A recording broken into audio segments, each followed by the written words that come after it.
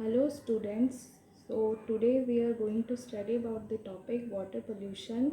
Here we will cover the topics like what is water pollution, how water gets polluted, what are the effects of water pollution and how we can control water pollution. So let's get started. What is water pollution? Water pollution is defined as the change in the physical, chemical or biological characteristics of water which becomes unfit for human use or causes various health related issues.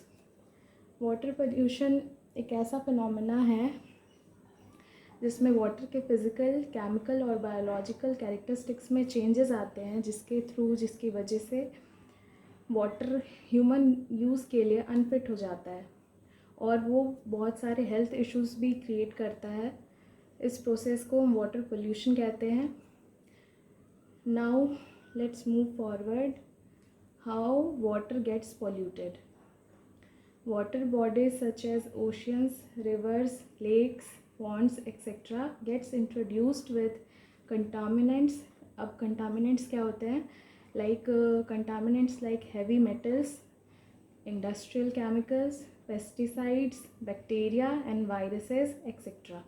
These are contaminants which gets mixed with the water bodies and cause various health issues, and it also makes water unfit for human use. So next is fertilizers from our farms. जो fertilizers हम use करते हैं अपने farms में plant के proper growth के लिए, plant के बेटर डेवलपमेंट के लिए, वो भी केमिकल से ही बने होते हैं fertilizers. So these are also unfit for human use. Sewage from towns and cities.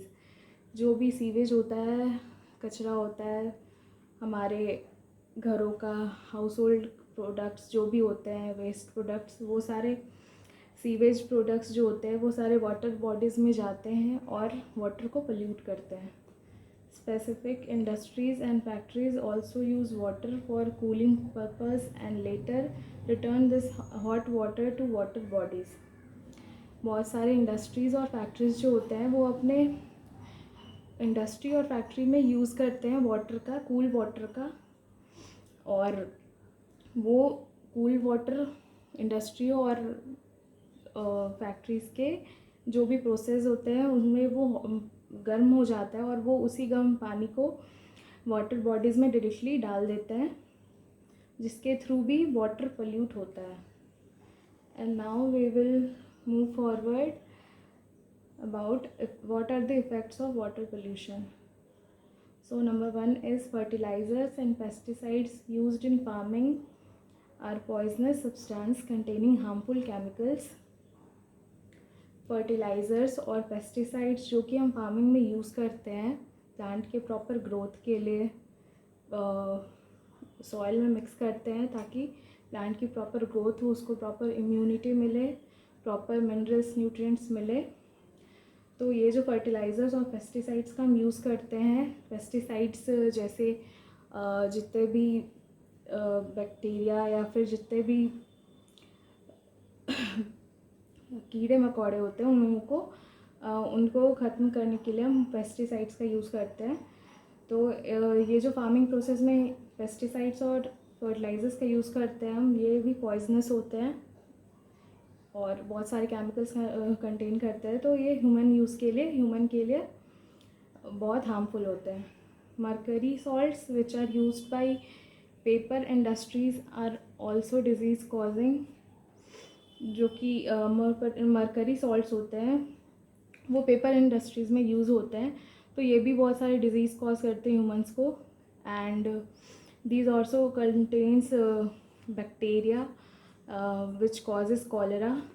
So cholera एक इंटेस्टिनल इन्फेक्शन होता है जो कि विब्रियो कॉलेरा नाम के बैक्टीरिया के थ्रू कॉज होता है और वो रिज़ल्ट करता है डायरिया और वॉमिटिंग और बहुत सारे हेल्थ इश्यूज़ में. तो ये जो मर्करी सॉल्ट्स है जो इंडस्ट्रीज़ में यूज़ होते हैं ये भी हार्मफुल होते हैं क्योंकि ये कॉलेरा एक टाइप का डिजीज़ है जो कॉज करते हैं. ठीक है. Dissolved oxygen is used by animals and plants that live in water any change that reduces the amount of this dissolved oxygen would adversely affect these aquatic organisms. अब ये जो डिज़ोल्व्ड ऑक्सीजन होता है water bodies में, वो बहुत सारे जो वाटर एक्वेटिक एनिमल्स होते हैं वो सारे उसी ऑक्सीजन के थ्रू ज़िंदा रह पाते हैं, जो कि डिज़ोल्व होता है ऑक्सीजन वाटर बॉडीज़ में. अब जो भी हम वाटर बॉडीज़ में सारे वेस्ट मटेरियल्स डालते हैं, वाटर को पल्यूट करते हैं, उसकी वजह से ऑक्सीजन की मात्रा जो होती है वो कम हो जाती है वाटर बॉडीज़ में, which adversely affect these aquatic animals, जो कि इन एक्वेटिक एनिमल्स को बहुत एडवर्सली अफेक्ट करते हैं. लाइक बहुत टाइप की लाइक उनके वाटर बॉडीज़ में जब ये ऑक्सीजन जब ये पोल्यूटेंट्स डिज़ोल्व होते हैं तो एक्वेटिक एनिमल्स बहुत सारे मर भी जाते हैं. उनमें उनके एग लेइंग प्रोसेस में बहुत सारे चेंजेस आते हैं, बहुत प्रॉब्लम होती है. तो ये भी एक इफ़ेक्ट है वाटर पोल्यूशन का. So the third one is a change in temperature. अब उसी के बारे में बात करने वाले हैं. Aquatic organisms are used to a certain range of temperature in the water body where they live, and a sudden change in the temperature could be dangerous for them or affect their breeding. यहाँ पर वही बोल रहा है जैसे aquatic animals जो होते हैं वो एक सर्टेन टेम्परेचर पे ही लिव कर मतलब जीते हैं पानी में, and a sudden change in the temperature could be dangerous for them. तो एक सडन चेंज आता है वाटर के टेम्परेचर में जब हम इंडस्ट्री से वो गर्म पानी वाटर बॉडीज़ में डालते हैं, तो उसकी वजह से सडन चेंज आता है टेम्परेचर में वाटर बॉडीज़ के, and these are dangerous for them और अफेक्ट देयर ब्रीडिंग.